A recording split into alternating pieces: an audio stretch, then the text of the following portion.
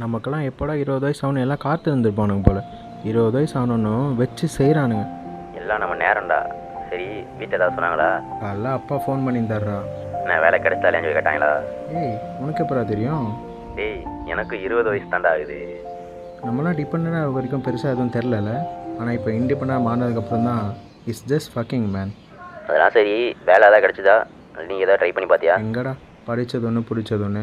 இப்போ நான் படித்த வேலை செய்வேனா இல்லை பிடிச்ச வேலை செய்வேனா சொல்லு. காலைல அனு வேறு ஃபோன் பண்ணி வீட்டில் மாப்பிள்ளை பார்க்குறாங்க, வேலை கிடச்சிதா இல்லையான்னு சொல்லிட்டு கேட்குறா. ஒரே தலைவலியாக இருக்குடா. ஆனால் ஒன்று மாப்பிள்ள, வேலை அடிக்காமல் ஊர் பக்கம்லாம் வந்துடாதடா. எல்லாம் சாவடிக்கிறாங்க. நீ எல்லாம் வந்துட்டேன்னு வச்சுக்கோவேன், நாக்கில் பல்லு போடாமல் பேசுவாங்க. சரி, நான் எதாவது ட்ரை பண்ணுறேன்டா. சரி, வைக்கிறேன். சாரா மாப்பிள்ள, பார்ப்போம்.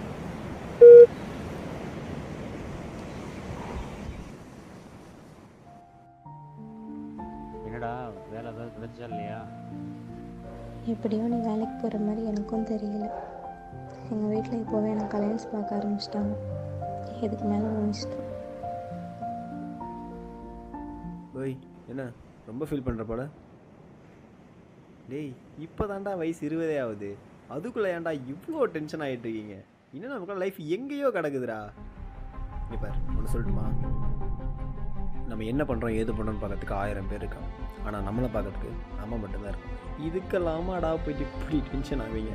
ப்ராப்ளம்னு ஒன்று லைஃப்பில் இருந்தால் தான்டா அந்த லைஃபே நல்லாயிருக்கும். அதெல்லாம் சேஃபாக கூலாக ஹேண்டில் பண்ணிட்டு போகணும். சும்மா எல்லாத்துக்கும் கொஞ்சம் டிப்ரெஷன் ஆகிட்டு ஒழுங்காகவே பொழைக்கிற வழியை போடுறா டேய்.